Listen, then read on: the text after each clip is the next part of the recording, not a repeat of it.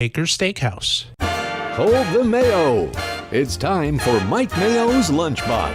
Find out what's being served with Mike, Defo and Lubie, the only show that covers food, sports, and the proper maintenance of your car. And now, a man who had the distinction of having an entire health clinic named in his honor, Mike Mayo.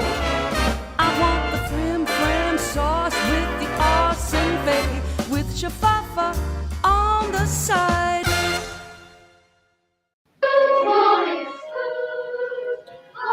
Good afternoon, everybody, and welcome to a soggy Tuesday. At least it is by me. I don't know how it is in your neighborhoods, gentlemen, but we're here on the Lunchbox, and yeah, I'm a little downtrodden, depressed. You seem a little bitter today, Mike Mayo. We haven't even started yet. I was you so seem a little good down. yesterday. I was so happy being surrounded by the infectious enthusiasm and optimism of Pat Utter at Shenanigans, and he was in a great mood. He was passing out gift cards to us and Perkins for coming on. That was very gracious of him. Defo, you missed a really stellar. Did Lubie grab mine?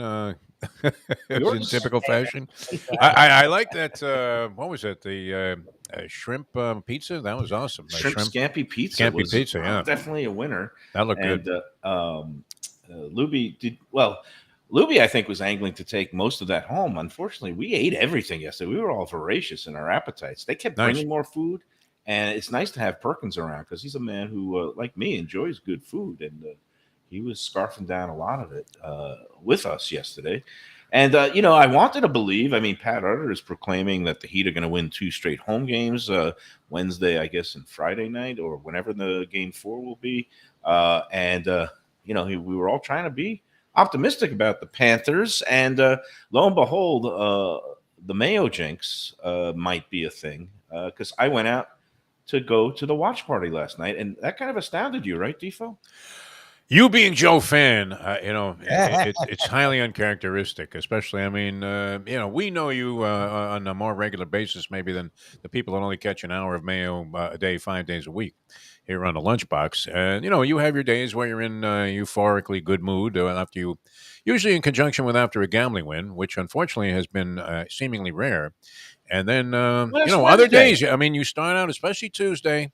Wait, both the Dickstein factor comes in. And you immediately, before we even say hello, you're sort of on a downer. And I'm used to this from Lubie for so many years, because I come in, I'm thinking, hey, let's be uplifting. People are watching so that they can get a buzz and maybe be happy, or look at other people and say, wow, they're living a good life, having a good time. Maybe I should be too. But instead, right into the crapper, downer mood. And I believe it's provoked by your phone calls with Steve Dickstein. No, it's not. Right prior to the show. Is it a coincidence?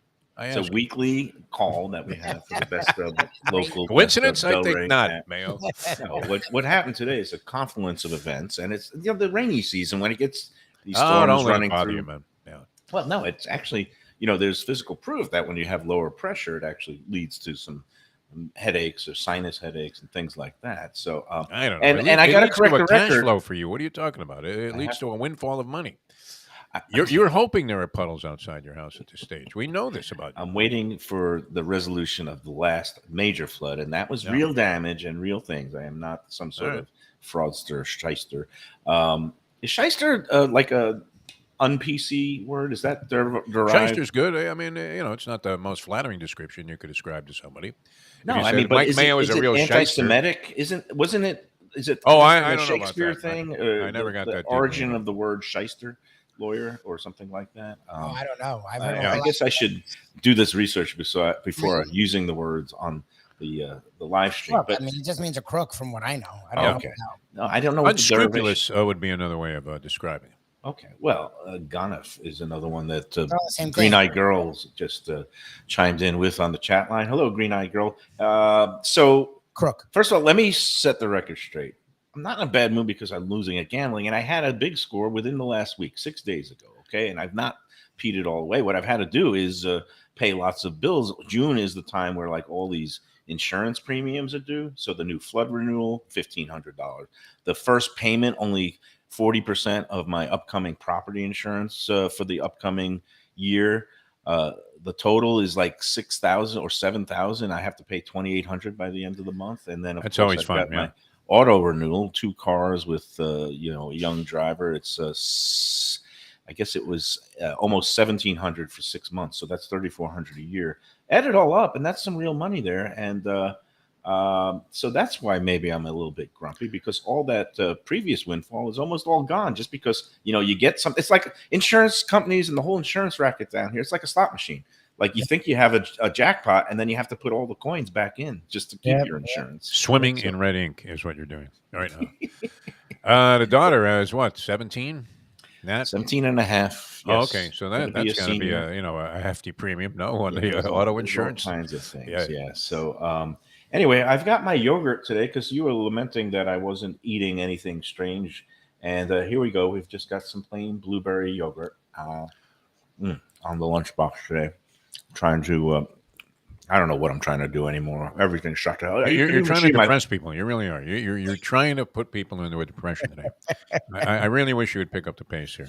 So what was at the thing last night? Because you talked about the drinks and you talked about Let's talk about something good, something positive. Like the Panthers getting shellacked last night. All right, it's a game. Get over it, Mayo. It's only 0-2. They run out Wayne Newton. What did you expect? No, and it's so funny because on the show yesterday, I don't know if you left already, but I was talking about how, they, like you said, they exhumed Liberace, and I said they were going to exhume, Siegfried and Roy and Wayne Newton, thinking that Wayne Newton was actually dead. I did not realize that he was alive. Still going, yeah. But I think he might be dead. It might be just a hologram. Because did you see that face? I mean, yeah. There is no woman in Boca Raton that could have looked at that face and not just gone right to the mirror and looked at herself in horror and said, if that's what I'm going to look like in 15 years, it's really going to be difficult to get through this life. Bob Costas and what's her name, man? Kaylee Jenner. The one who used to be the famous decathlete. Caitlyn Jenner. It's a whole other story there, Mr. DeSantis. That's a whole bunch of plastic surgery right there. But Wayne Newton, you said he's listed as 81. He's got to be older than that, because I saw him in 1974 when I was 8 years old, and he had to be like 40, 45 back then. I saw him on the Ed Sullivan Show, and he was a big, chunky guy, and he had like a high-pitched voice. And in a million years, Mike Mayo, honestly, you would have never said that this guy is going to be a big-time entertainer. Sullivan would introduce him, and you would root for. They had a character there that they had frequently called Topo Gigio, the Italian mouse, came on and juggled some plates. I don't know if you remember that guy, like spinning plates. And you would pray that one of those acts was on instead of Wayne Newton. I mean, it wasn't like they were bringing on Jim Morrison and the Doors or the Stones or the Beatles. I mean, it was Wayne freaking Newton. And never in your wildest imagination could you have predicted that from those appearances on the Ed Sullivan Show, he would own Las Vegas. I mean, how much did he make on the transaction when they sold the Aladdin? I think it was a fortune, my friend. He's a very shrewd, one of those early entertainers in Vegas who basically was doing those, what do they call it now? Residencies. He was doing these residencies at the Sands and had ownership stakes. And so if somebody put a gun to your head and said you had to see one of the following two acts that evening in order to get, let's say, comped for the full, rooms and buffets, the choice of Wayne Newton, Siegfried and Roy, David Copperfield, or Engelbert Humperdinck. Which one would you choose? I mean, I'm immediately putting a line through Humperdinck and Newton, and no desire to see them. I mean, Siegfried and Roy put on, obviously, an entertaining show, or they couldn't have lasted as long, doing kind of animal magic acts. And Copperfield, is considered to be brilliant. So I've never seen him live. I've seen magic acts there. Lance Burton had a long residency, and he was kind of the poor man's Copperfield, I guess. But it would be as much as music, no brainer. Eliminate the two guys that are kind of on the fringe of what you consider to be a reasonable taste in music. So, my first job as a full-time sports writer after I left the Boston Globe as an intern was at the Spartanburg Herald Journal. And the guy who gave me the break there, great sports writer, great guy named Jim Fair, but a strange dude because he was like enamored with, he was a figure skater. He did figure skating.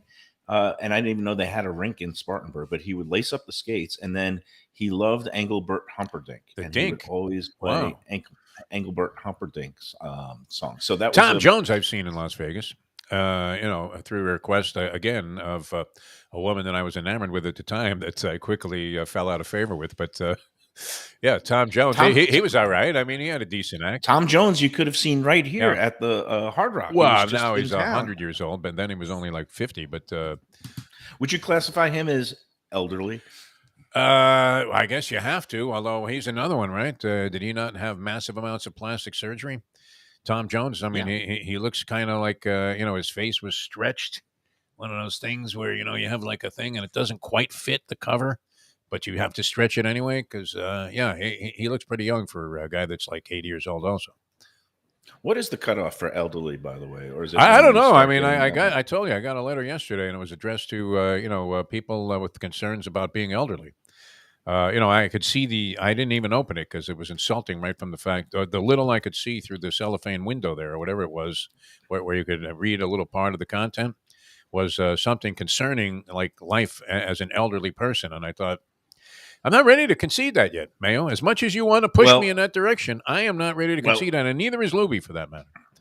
Well, when you start getting the mailings about burial insurance, then you know it's officially time. Yeah. And do you realize you have to get that burial insurance before you turn 80? Otherwise, you cannot get it any longer. So I would say at age 78, Defo, that might be the time. No, I'm not going to be buried. You know my story.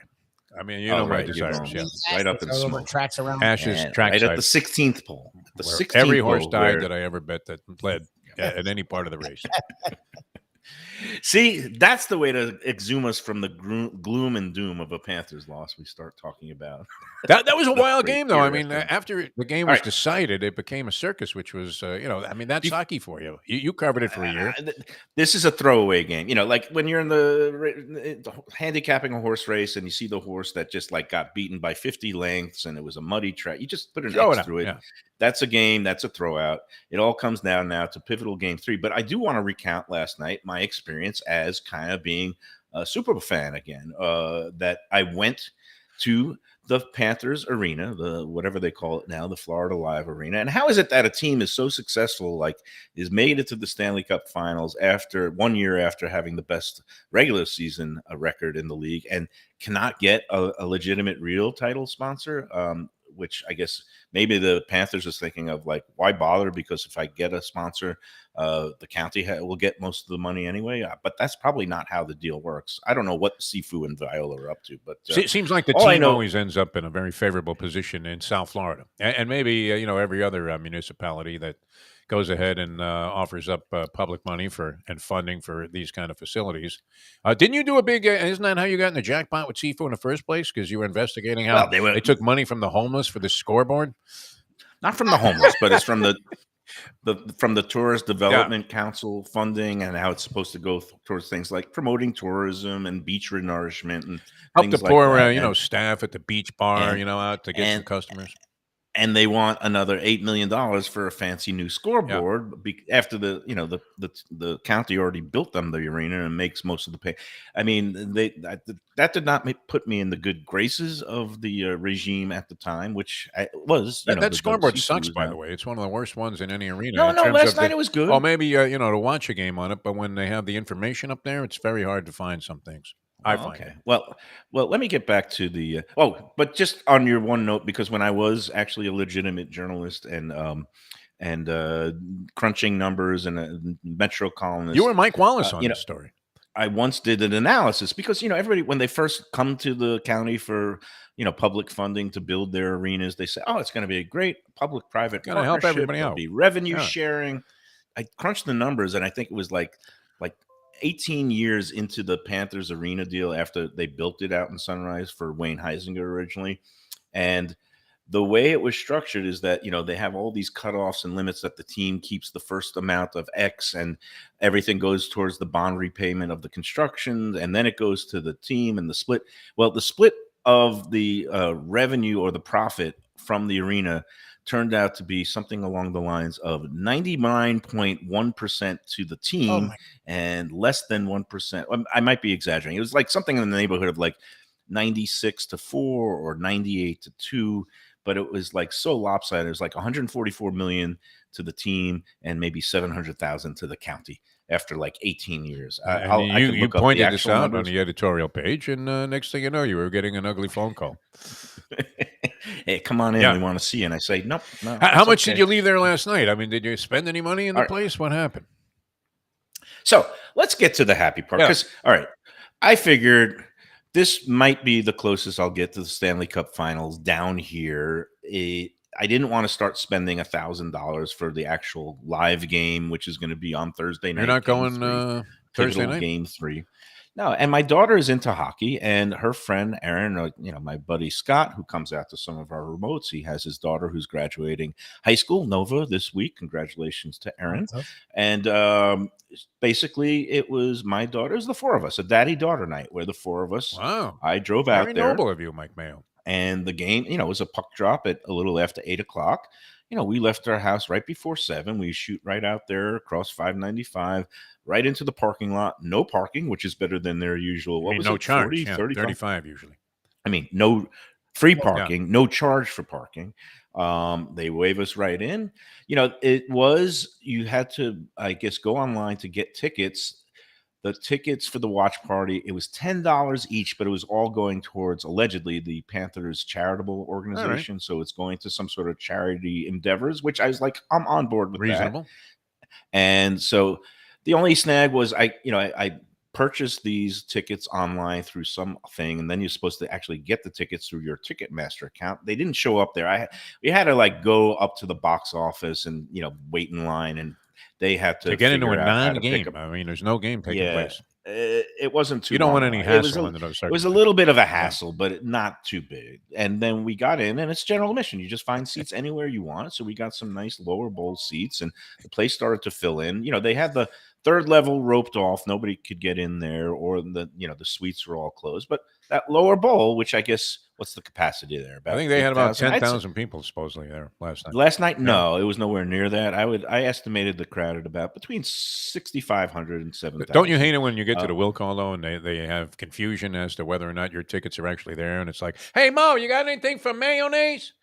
And that everybody looks, no, nothing here. And then they thumb through a few envelopes, and then all of a sudden later on they find, oh, there it is under Forrester. And you finally get in after a panic. You're disappointing all your kids, the family, everything.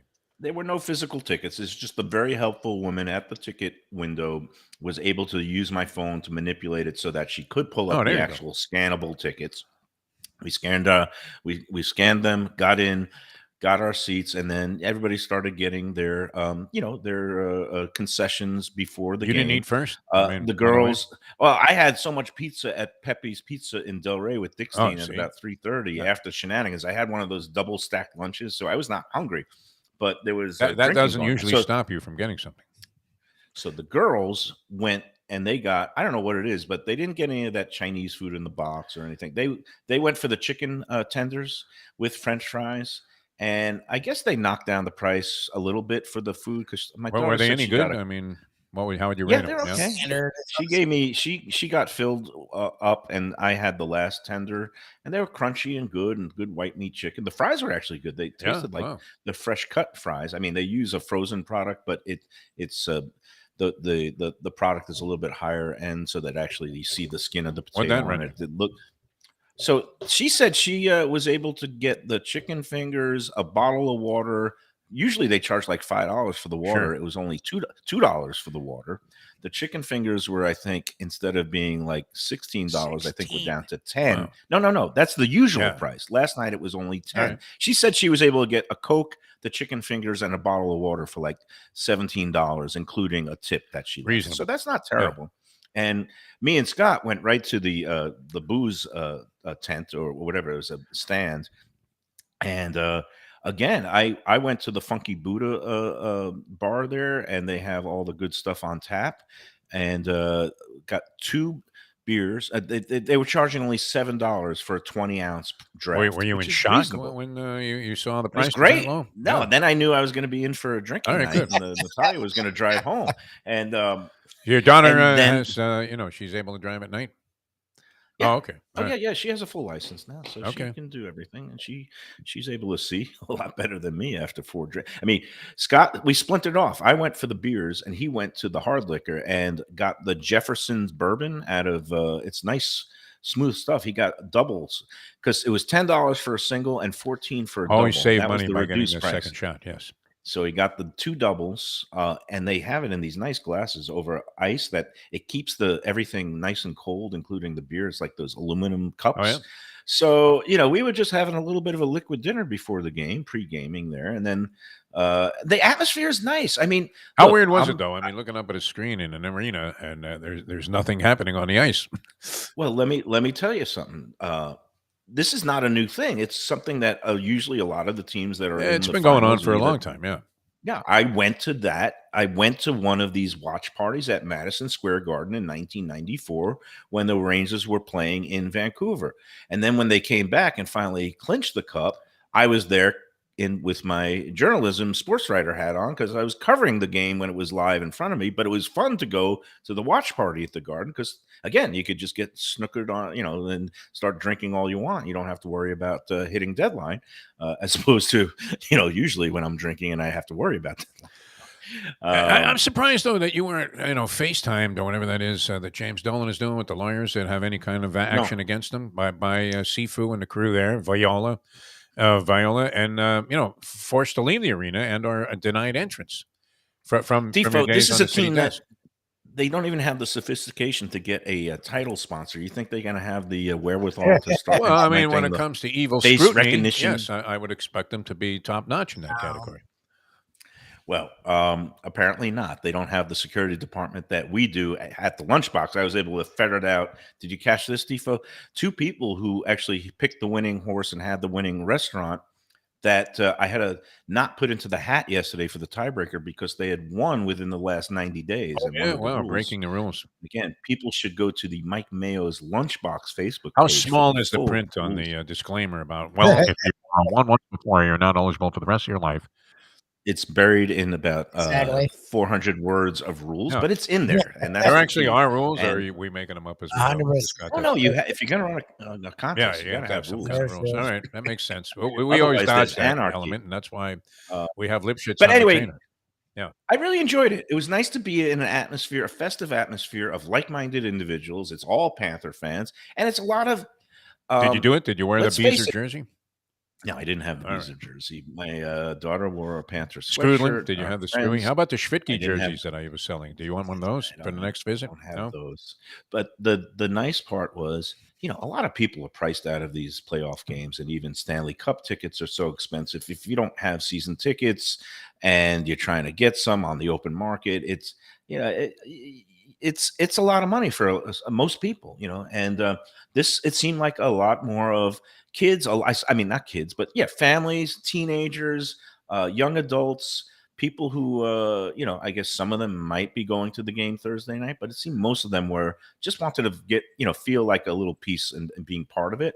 And they dropped the scoreboard down lower, so it's at more eye level for everybody, and it's like hovering over the ice, maybe only about 20 or 30 feet instead of be all the way up in the rafters. Assigned seats or scramble, first come, first No, serve? total general right. admission, and you just go in there and go find an open section. And the nice part is, it just had that nice communal feel. And then the game started, and then it just it was one of those things where you knew as soon as I forgot even who had the breakaway, but everybody's up on their feet as the guy has that breakaway, and he can't put that in It the was net. Verhaeghe, I think. And it's like and then everybody's just like going, oh, and then you get to that power play where they had it seemed like 3 chances with wide open net, and they just couldn't put the puck in the net. Lubie was And beside everybody, himself last night. I guess, I don't know. You were on his text chain, whatever, Yeah. a feed that we had. And Lubie, I could sense his psychosis just via the texts. it was a gut punch because they had this power play where they have 3 or 4 great chances. They can't get it in the net, and not more than 10 seconds after the power play is over, the guy, Zoop, there it is, yeah. they boom, run in and score the second goal to make it 2-0. And it's like, okay, it's not our night. It's going to be okay. And that first period, it seemed to last forever. And it was just like, I was like, Second oh God, period this was is a not good. bloodbath, though. I mean, that changed into like a gladiator movie. It was unbelievable. Well, we stayed around for the second period, and it turned out to be, you try to have hope and say, okay, it's 2-0. If they score the goal early in the second period, it'll be a game again. And instead, Bobrovsky turned into Mr. Magoo again, and it was really yeah, it was just depressing, and we all got the heck out of there. I mean, it seemed like most people were leaving after the second period when it was 4-0. I guess a few people did. I like the fact that people are leaving a game that's not even happening early. How great is that? But then the nice part of the atmosphere is that you look down at that pristine sheet of ice that's right in front of you, the scoreboard above it showing you the game from Vegas, and you just say to yourself, it all will turn around in, well, today, 2 more You don't nights, sound but like you in really 3 believe more. that, though. It'll all turn around in 3 more nights, and there will be actually a Stanley Cup final game played on this rink in a couple of days for the first time, because remember, the prior one was down at that old Miami pink Arena. building, the Miami That was Arena. great. So just getting that vibe and that feel was good. And do I actually believe? I actually believe this could be a series if they win Game 3. I actually believe. So you see that, Game 3 as being pivotal then? Yes. All right, good. A pivotal Game 3. Good sports because analysis. if you maintain home serve, as long as every team maintains home serve, there will be a Game 7 in Vegas, and then the Panthers will find a way to win that. And that's what I'm hoping against hope. Oh my Look, goodness! remember how What we all happened to you, felt. Michael? I mean, I summarize stop. it this way: the Panthers left Vegas in worse shape than Nick Cage did in the movie by that title, Leaving Las Vegas, which he left I in drank a like Nick plastic Cage. bag. So it was. I drank like Nick Cage. It last was, night. It was good. you know, not pretty. Yes, of course, anything could turn around in sports, but you know, there was a little reason for optimism, except for the fact that you know that game is over, and you know, I would hope that you would go and attend Game 3. Although, yeah, No. maybe the Panthers don't want that Why? because you're 0-2 so far this year. I'm 0-2. I went to a live game on New Year's Day, Rangers and Panthers. The Rangers won that game. I think it was 4-2. Would you do this again? And I now- guess you would because you have done it before. This empty arena. Yeah, thing. if when they go back out, hopefully for a Game 5 to Vegas again, I would go back out to the watch party. I had fun. I enjoyed it, and it was cheaper for some of the beers there than at many of the local pubs and restaurants around town. So yes, I would certainly go back, and I enjoyed myself. I think they did a good job in terms of opening the arena and having it available for people who wanted to get together in the spirit of community. And I'm not willing to give up on them yet. But what I was shocked about, and this was mentioned by. I did catch the post-game show. I made it home. You know, we got home with plenty of time left in the third period. It was like 5 minutes left when I got back home to Dania Beach. I turned on the TNT broadcast and I caught the post-game show. And everybody was saying that the shocking thing was the Panthers just looked a step slow all night. They got manhandled and they looked slow. And they were kind of questioning what Paul Maurice did during this 8-day break did he work the team hard enough in practices? Were they all just going out and eating and drinking every night? What was going on in those 8 It's days? going to be Because Vegas being the sixth man like it is, South Beach in basketball. Yeah, I don't know, but all I know is the Panthers teams that we Think saw about it, though. in the third period of the first game. The first 2 periods were fine in game. It's one, but ugliness. The third period and now everybody's saying, well, the Panthers organization is 0-6 in Stanley Cup. Yeah, but you Finals can't games. And- discount 30 years Well, ago. but that's what But the national how many media times does. have you been to Vegas, Mike Mayo? How many times? I've been okay, fine. If I've You been there can get many destroyed times. there in a couple of days, and that's what happened with the Yeah. Panthers. That's And then you come home and you lick your wounds, and you can be a whole new. That's what I'm so hoping. it's possible. Yeah, You could rebound. That's, My concern after you've sworn and- off gambling for the 100th time, that's what after you come home and say, Oh, "I you will mean for never Vegas. do this again." I've never said Yeah, that. you never I've did never that. said that. All right. No, I mean, your dream I is to would go never- out there and sit on the final table with Phil Hellmuth in the World Series of Poker and take down the money, or even suggest to Phil, "Hey, why don't we chop it?" You know, the $12 million. But my experience out there has been more destructive than it has been positive. I and I think the managed to- team fell into that same kind of syndrome. Well, it was not a pretty sight, but everything can turn around in one night. If they come out and make a strong statement, have a great first period, and take a 2-3-0 lead, then, let's see what happens. My concern, like Lubie mentioned on the morning show, is what's happened to Bobrovsky. The layoff, this is what I was afraid of. When you have a hot goalie, he's in that rhythm of every other night just going out on the ice. That rhythm is broken. And now it seems like his eyesight is broken again, too. And when I kept saying he was seeing the puck so well, and that's something that on the TNT is doing a good job. They have a good panel every night. Henrik Lundqvist, the former Rangers goalie, was also talking Boy, does about he have how some nice was- suits, that guy. He was always Oh, a he very does. sharp He's dresser, very style guy. well-trimmed beard. Very handsome guy. stylish. But he was saying that when you're a goalie, you're locked in. And when I say seeing the puck, I played a little goalie in Get out my of here. street roller hockey league. Yeah, Mike I was a Mayo in the chunky pipes. guy. Nice. And you're trained as a goalie. You always want your eyes on the puck. You want to follow that puck around. And then when it's coming towards you, you can, glove it or do whatever you can when you see it coming towards you. When you're not locked in on the puck, when you get distracted by something behind you or in front of you, or there's a screen, that's when bad things can happen. And last night it seemed like just, there was some greasy goals. There was some unfortunate goals where he did get screened. There was it. Did you but notice what all happened? his Oh, good this is Las Vegas. Think about it for a second. What you're saying here, Michael. I mean, there were women with pasties and a G-string only, positioned opposite Bobrovsky. How the hell was he supposed to see the puck?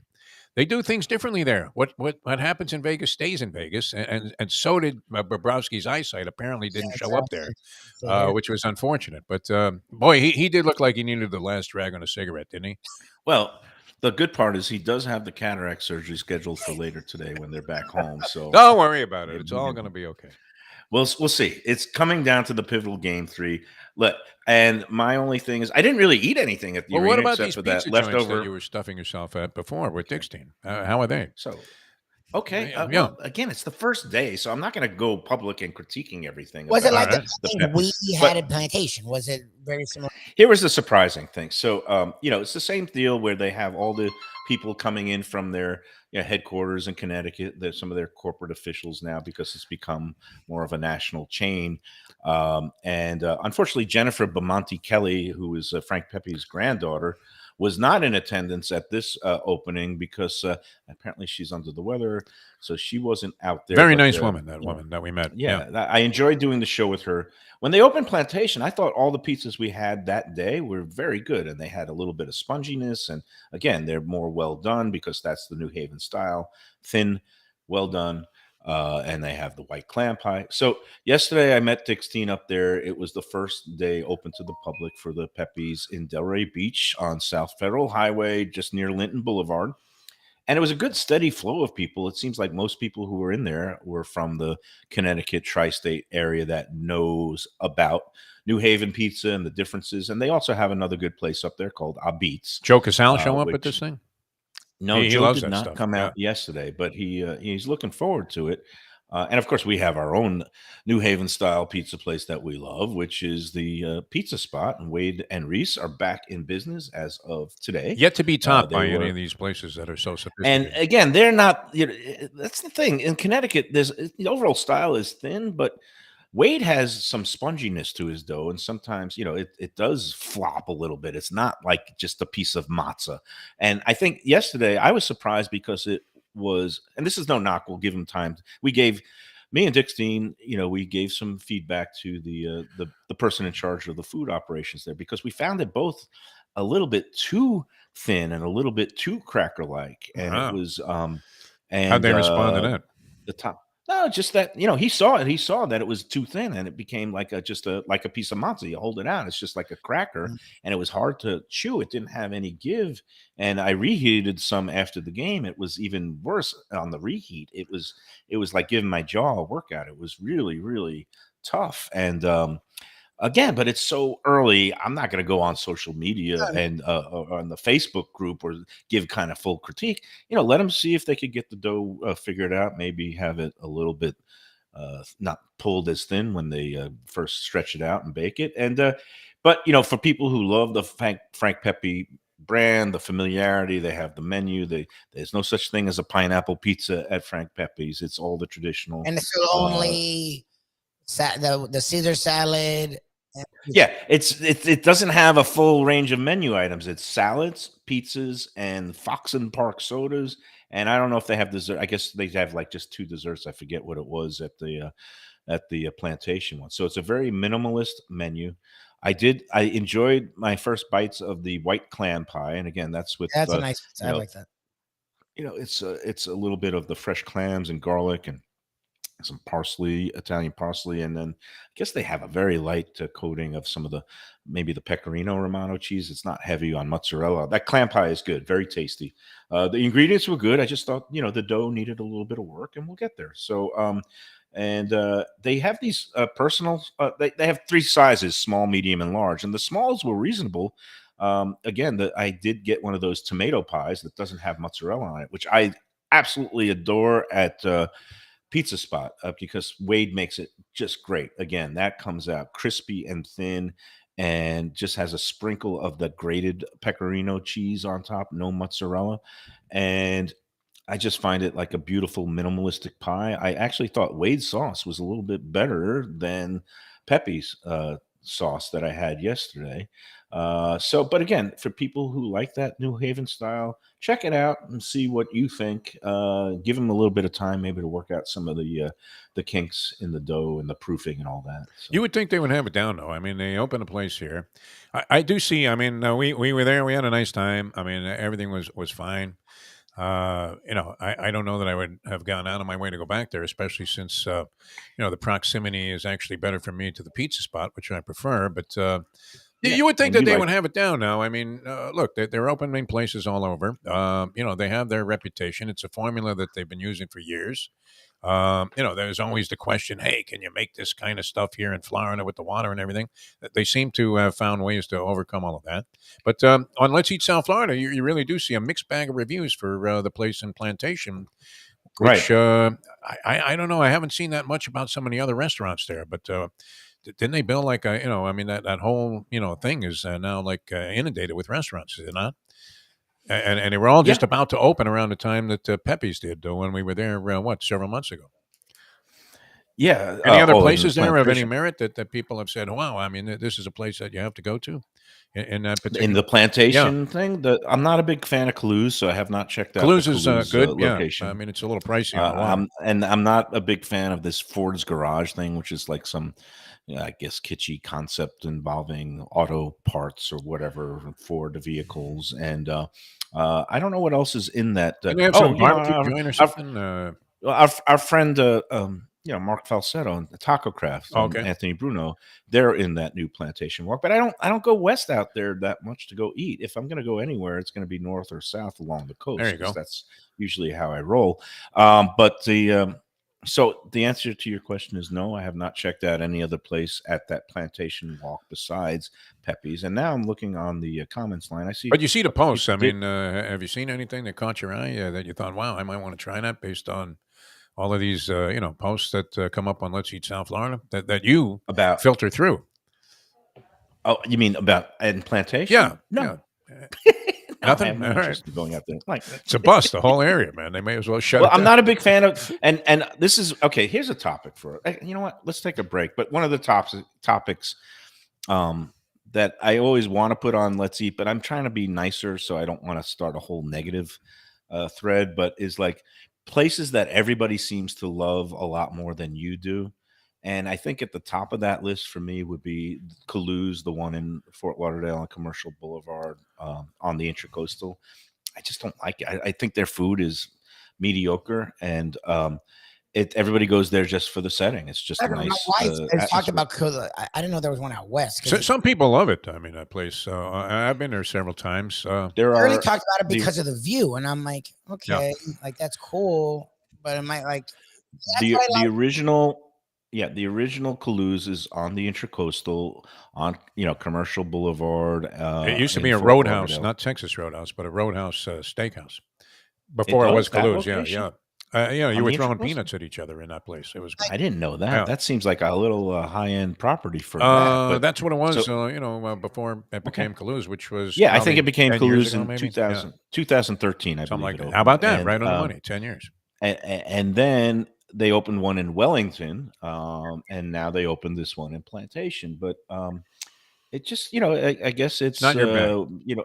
American food that's kind of very, nothing too innovative. They supposedly do everything well, but the stuff that I had there, it didn't blow me away. I really enjoyed it when a friend of mine was picking up the check. Yeah, exactly.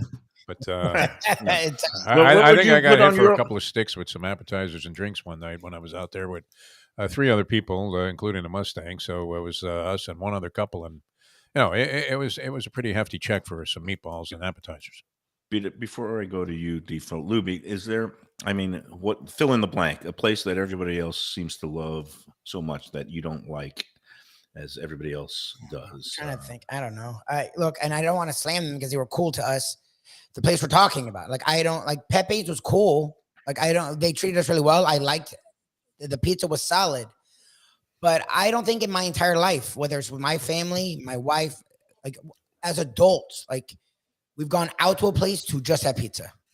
Like when you order in, yeah, you'll grab a pizza. But like if I'm going out to a restaurant, I'm not gonna just get like I'm at a restaurant. Like I want pasta, I want a sandwich. No, but that's a different mentality because there's a lot of these places in the Northeast and even in Brooklyn and New York that are just old school pizzerias, and it's all they have is pizza, not by the slice, just whole pies, and maybe they'll have a little salad as an appetizer and a couple of desserts. But you're there for the pizza, and I don't mind that. I don't mind a place that specializes in something and just has that one thing. I'm not mad at them for it, and I've been honest with people. The pizza was good. I enjoyed it, but for me, but you I'm want spoiled down the here. Like, options. we have New York Italian, but they're always there's pasta. There's always something else. Like even pizza. Well, even Wade does some meatballs, and Wade does subs, the heroes, the grinders, cheese the bread, chicken which is like there's an app.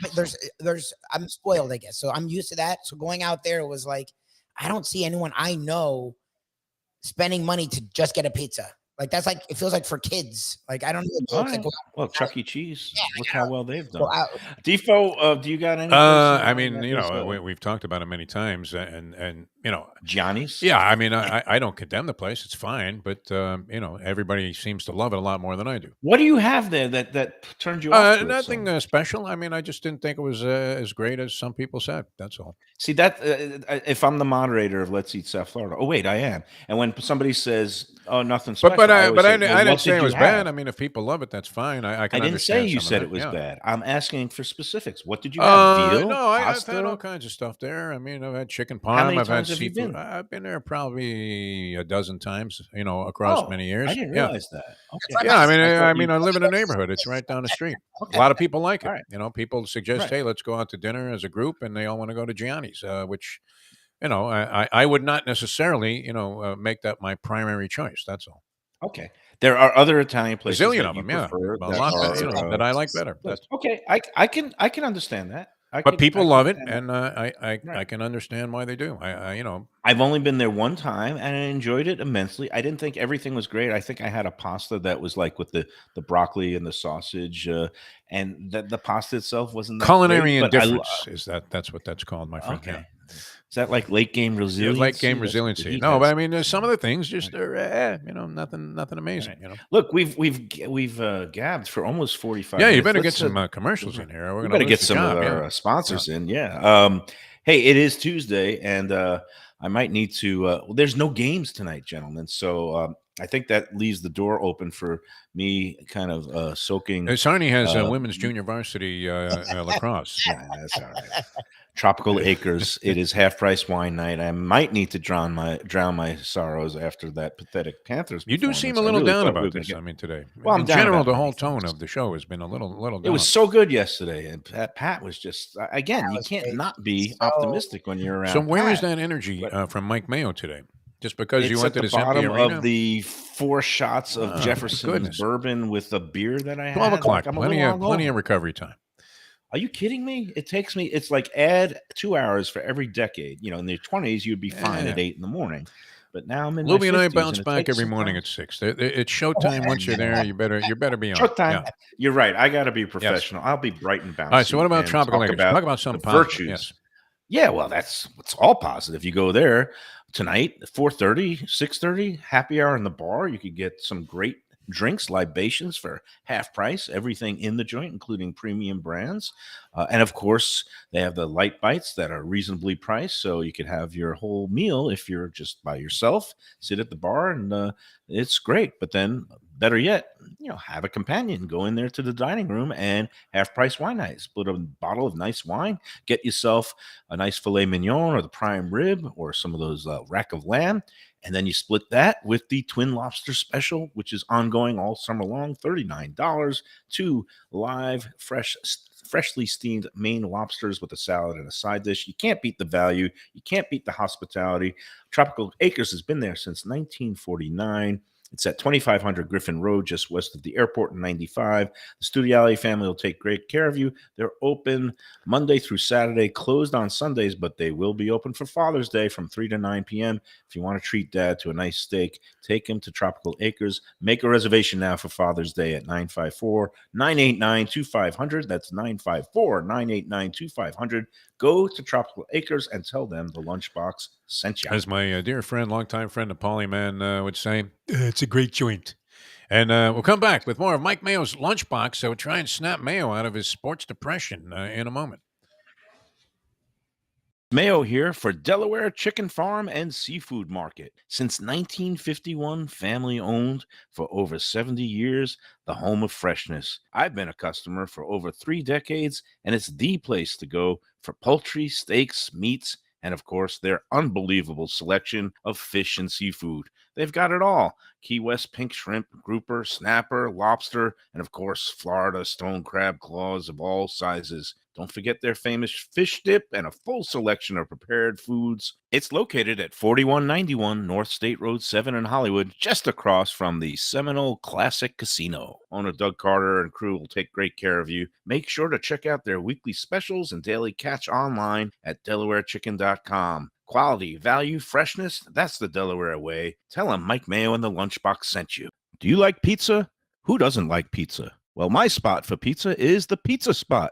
It's in that little bit hard to find Riverside Park neighborhood of Fort Lauderdale, but it's totally easy to love. It's at 601 Southwest 12th Avenue, New Haven style, a pizza from Wade and Reese. It's a lovely outdoor spot. You could also pick up pies to go at 754-779-7788, 754-779-7788. Again, they're open every day but Monday for lunch and dinner. Some of the best pizza I've ever had. Go to Pizza Spot. They also have subs, salads, and more. Tell them the Gambling Gourmet sent you. If you like seafood in a comfortable setting, outdoors, even keel fish shack at the corner of A1A and Commercial Boulevard in Lauderdale by the Sea, that's my spot. It's upscale food in a down-home setting. The chef owners, Dave and Brad, do a terrific job with all the seafood classics that you want. They have the best grilled oysters in town, bang bang shrimp, lobster rolls, and deli fish specials. They also have weekend brunch Saturday and Sunday. They have deli happy hour 4 to 7, and they also have other weekly specials like mussels on Monday and oysters on Tuesday. Go to Even Keel Fish Shack and tell them that the Lunchbox sent you. It's Mayo for Gilbert's 17th Street Grill. You know me, I love family-run places with quality food at fair prices served with passion and pride. And that's why I love Gilbert's. For more than a decade, Lenore, Beth, and Richie Gilbert have been serving up the best burgers, wings, ribs, salads, and desserts. It's a fast casual spot. Everything prepared fresh to order from an immaculate open kitchen. They're at 1821 Cordova Road in Fort Lauderdale in the Cordova Shops just south of 17th Street. Open every day but Sunday. One of my favorite burgers in South Florida. Big, round, juicy pucks of 100% Angus beef, char grilled to perfection. And don't miss the sweet potato fries on the side. They're legendary. Go to Gilbert's, feast, and be happy. Tell them the Lunchbox sent you. When I'm looking for some wicked good food for a wicked good lunch, there's only one place to go. That's Wicked Cheesesteaks in Fort Lauderdale. It's at 4824 North Federal Highway, just south of Commercial Boulevard and across from Holy Cross Hospital. My friend Brian there, he will hook you up with some really tasty treats. They've got cheesesteaks just like the best you can find in Philly, along with lobster rolls, because that's where he's from, Maine originally. And they have wings and pizza and everything you want to have a really good time. Wicked Cheesesteaks, they're open every day but Tuesday. Go in there on a Wednesday. They got buy one, get one on cheesesteaks from 5 to 8 p.m. Check them out online, wickedcheesesteaks.com. Tell them the Lunchbox sent you. If you're looking for a great place for steaks, seafood, and more, go to Tropical Acres Steakhouse and Butcher Shop. It's at 2500 Griffin Road in Dania, just west of I-95 in the airport. They've been there a long time, since 1949. That means they're doing something right. You'll get old school hospitality from the Studiali family, along with great value, for tremendous service. Of course, you could also go into the bar for happy hour every day, 4 to 6. The early bird special runs from 4:30 to 5:30, and they have great value all night long. Also, a butcher shop that's open every day from 10 a.m. to 6 p.m. except Sunday. The dining room is open every day at 4:30 except Sunday. Go to Tropical Acres. Tell them the Lunchbox sent you. We're back on the Lunchbox. That was a long opening segment, and time for our next break. Let's talk about Delaware. No, real quick. I mentioned before It took us about, 45 minutes to talk you off the ledge there. I was All fine. right. I was Chick-fil-A, giving a the lot of people recap are posting Chick-fil-A. That would fall into that category of. I'm not talking about Chick-fil-A. No, now. but I've got I'm other going to say, topics. if you were going to ask a person like Mayo, hey, what's a place that everybody loves that you don't get?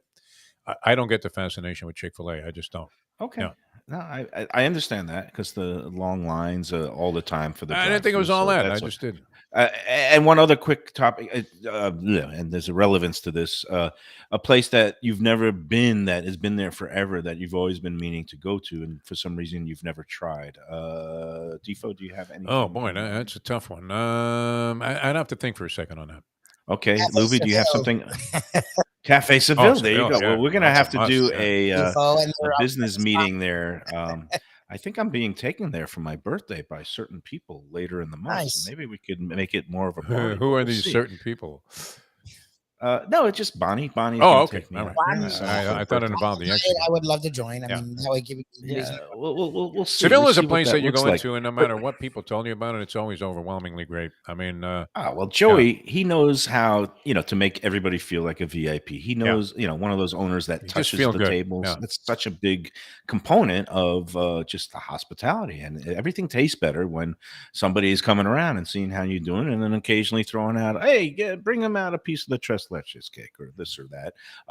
So anyway, I had one in mind, and I was supposed to actually go there today, but I spaced out, and I gave my card to my daughter. What's the place? The Thai Spice. Oh, Thai Spice. on I've been there Commercial- many times. Thai Yeah. Spice on Commercial Boulevard. I have never been in there. I've Very driven good. past it a million Yeah. times. I've eaten at the place restaurant, Escargot Bistro. See, many I would times. like to try that place. How's that place? Because I passed That by was- there, and I'm thinking I should go there. Escargot Bistro is excellent. I gave it Okay. a very highly rated review when I went there for the Sun Sentinel about, I guess, almost right. 5 years ago. But it's How been did you sold. not go to Thai Wait. Spice? Escargot Bistro has been sold. I have not been back there since the new All right. owners are running it, but I think they still have the same chef. So what I've heard, the reviews have been still very favorable for Escargot Bistro. How have I not been to Thai Spice? I don't know. And I was supposed to go with my friend Hui from Kaizen. He's only open on He dinner. would know his way around that place. I would And imagine. so I wanted to go in there because again, it's been there a long time. It has a lot of good following. It reminds me, I guess, when I look at the menu and when I hear about it, like Christine Lee's, in that it's maybe not the most authentic or Are they open for Thai lunch? place. So they're open for lunch? Yeah, they're open for lunch Monday okay. through Friday from right. 12 to 3. But I couldn't make it today, and Kui can't make it tomorrow. So we're going to do it next week. But I got to finally get in there because too many people I respect in the business say it's very good.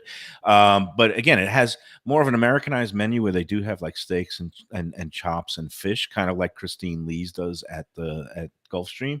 But I love Christine Lee's. And again, Thai Spice a little bit higher priced, also compared to maybe some of the other Thai places out there. It's funny because, I'm friendly with Sopanut, who runs Eat Thai, which is a great Thai restaurant in Delray Beach. And when I mentioned, Kui invited me to go to lunch at Thai Spice, I said, isn't Sopanut going to get jealous? Sopanut chimed in that he once worked at Thai Spice for a couple of months, but he got fired after he told the owner that he could make the pad Thai better than him. So Wow. It's been a long time. I used to live right by there, and so I went there frequently. But this is going back, I want to say, like 30 years ago already.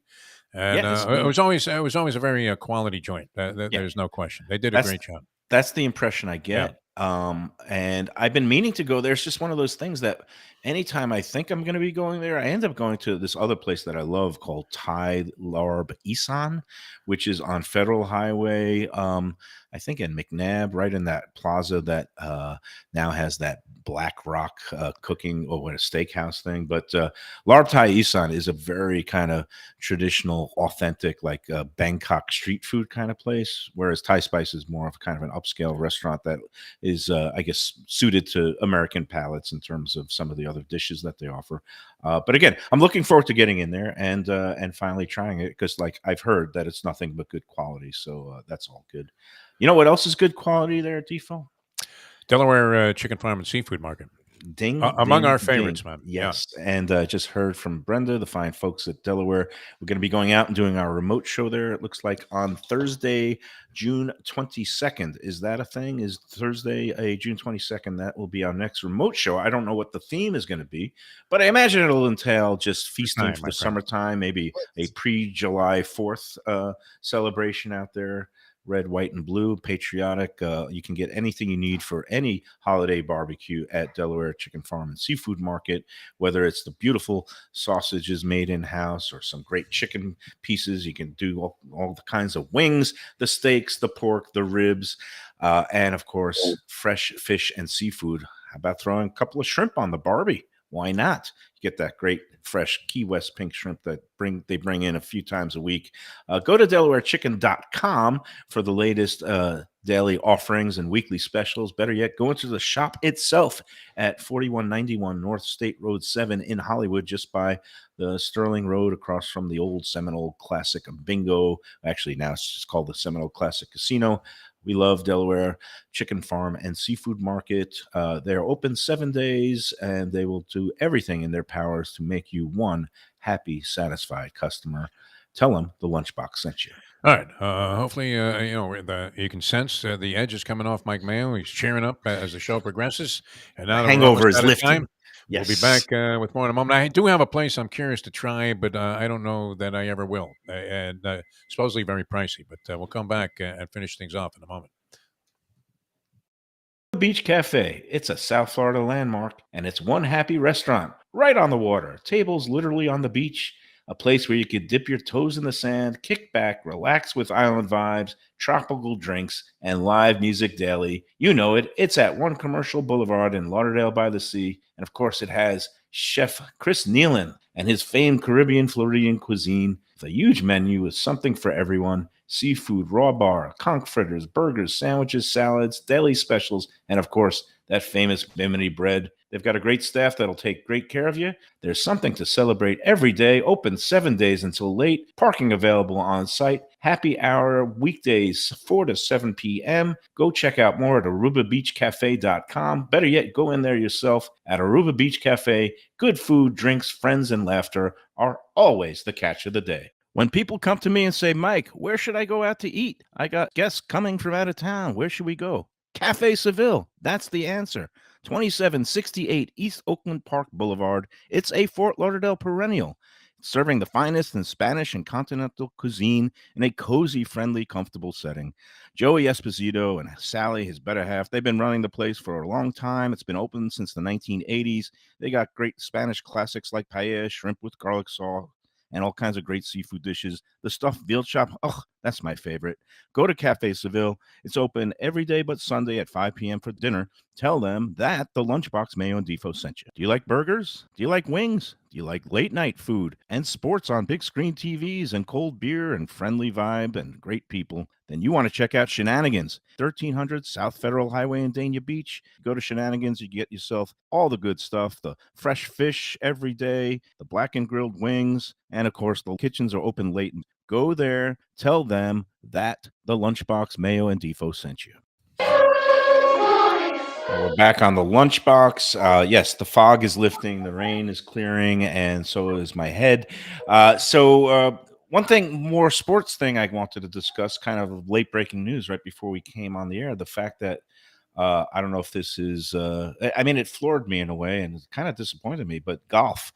The PGA Tour and the major European World Tour announced that they are merging with the Live Tour, the Saudi blood money funded tour. and that it's all going to be one big, fat, happy, profitable. We don't care about morals. World Golf Tour rolling along, and I don't understand now that if the people who jumped on board early and got hundreds of millions of dollars, like Phil Mickelson, how are these other players on the PGA Tour going to be compensated? They don't get signing bonuses. I would think there'll still be resentments among the haves and the have-nots, unless they're just going to give everybody a one-time $20 million bonus because they can afford it. I don't know. What do you make of this, Defo? They couldn't compete, so they bought the sport. Yeah. I mean, how wild is that? I don't know what it's going to lead to. I mean, I've had not necessarily the most flattering things to say about the Live Tour concept, and I wasn't really a big fan of it. I didn't pay any attention to it, but I guess we will now.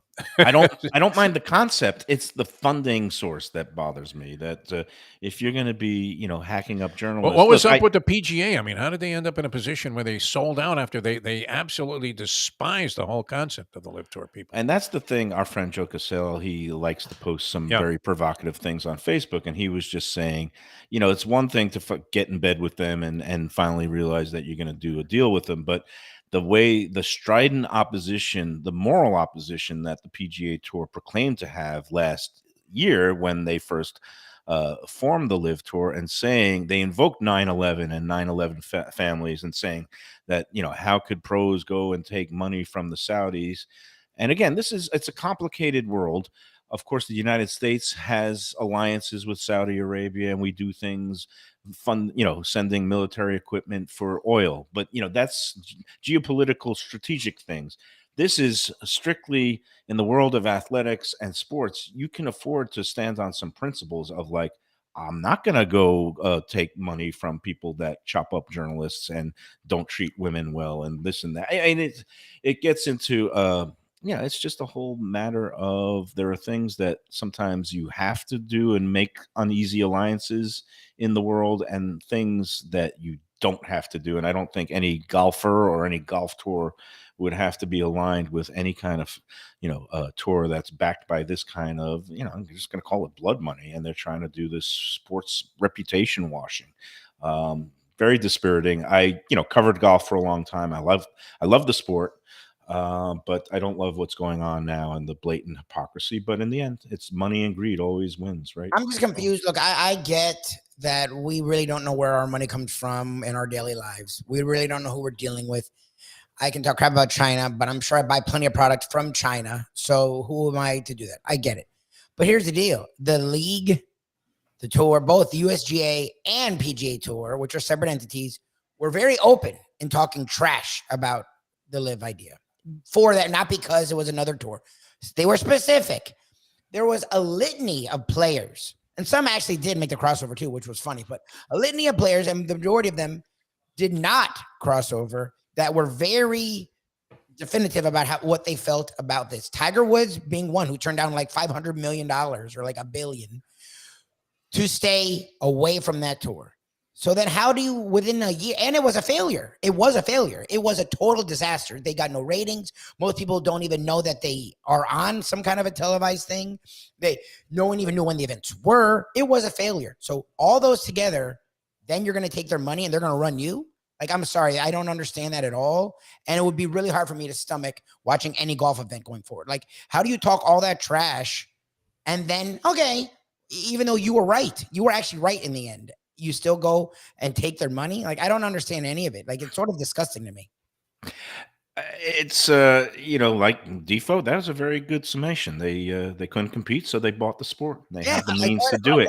The question is, what kind of blowback will it have with the general public and the golf watching public? I mean, let's face it, golf it reeks of hypocrisy, Mike Mayo. It really does. The golf demographic, let's face it, not the most enlightened or woke crowd, and both the players themselves and the people watching, and on TV, it's an older, richer, and generally more right-leaning demographic, and maybe they'll be quicker to forgive and forget. I don't know. For me, I don't know if I'm going to be so prone to watch any kind of golf tournament, and that's total bull. If it's a good tournament and there's a good leaderboard, and especially the majors, I'll still watch the majors. I guess again, the majors are run independently of the PGA Tour and these other tours. That's their own organizations: the USGA, the PGA of America, which is not the PGA Tour, and of course the Royal and Ancient, which runs the Open Championship, the British Open. It's very complicated for people who are casual followers, but all I know is this: it does reek of hypocrisy, and it does leave me in even more of a foul mood than I already began the day. Just say nothing. You started off in an ugly mood and finished with an ugly topic.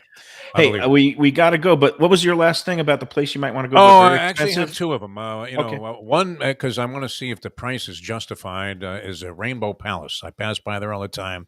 Everybody says the food is like great quality, but it's very pricey.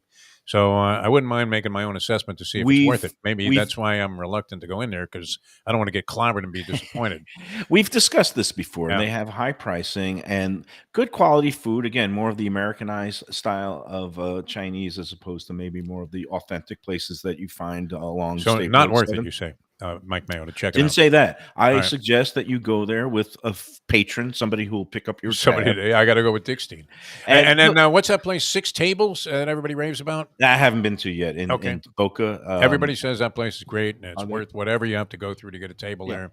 So I wouldn't mind checking that place out. All right. Well, there you go. There's two places that Defo has never been that maybe he will get to sometime soon. Oh, one of our viewers, Brian Schwartz, says Rainbow Palace is worth it. I've always enjoyed it there. You know, I just don't go running out of my way. And if I'm going to get in my car and go to a Chinese restaurant that's 20 to 25 minutes from my house, it's going to be another place. So China Walk, $12.95. The General Chow's chicken was excellent. I've been. What happened to your other one, Ming's, or what are the? Is May's Kitchen. May's Kitchen. I happen to be closer to this other joint on my way back from wherever I was going. I wanted to check out. It was the mustard charge, wasn't it? You've written never again because I of the found a way mustard around charge. that. I found a way to bluff my way out of that one. But yeah, you tip and then you ask for it after the tip. After the fact. But that's basically paying for it. They do a good job. I have to say, I'm a fan of General Chow's chicken. I don't know that it was most elegant. I mean, maybe it's better at Christine Lee's, but for what it was, price wise, Chinese, very, very tasty. What they said. You wanted to hit the China spot. Walk. Yeah, China Walk. And this is in Pompano. They have, I think, several locations, but the one in Pompano there, it's right by what was, I think, the original Anthony's Coal-Fired there, by the Walmart shopping center. And no charge for the house mustard? House mustard, very graciously provided. Absolutely free. Yeah. Oh, we didn't even get to talk about the naked sushi, too, speaking of chopsticks, because I wouldn't want to touch that. All right. Well, we got to get out of here, though, Mike Mayo. I got things to do. Well, what do you got going? That's it. We're gone. Naked sushi? Okay, good. Yeah. We're not talking anymore. We're going to talk again tomorrow. We'll be on Thursday out welcoming our new sponsors at Gilbert's 17th Street Grill. Looking forward to that. And, of course, our usual Friday at Gulfstream pre-Belmont Steaks edition on Friday. It's going to be great. Until tomorrow, I don't even have to say go Heat or go Panthers, because tonight is just go home or go out to eat. Because Marlins, Los Marlins. Go Marlins. They'll be in action. All right, guys. Enjoy every piece of Pepe's pizza and enjoy every sandwich.